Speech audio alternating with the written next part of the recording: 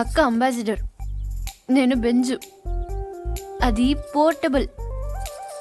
నేను ప్లాస్మా. అది life boy.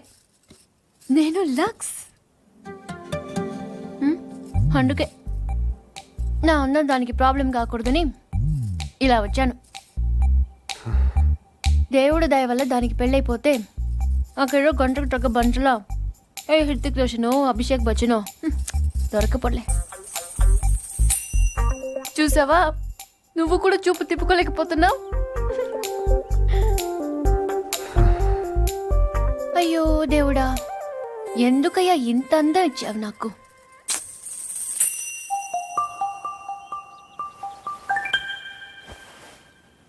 బాధపడకు పూరి. మీ అమ్మ వాళ్ళందరూ అనవసరంగా భయపడుతున్నారు, కానీ నువ్వు అంత అందంగా ఏం లేవు.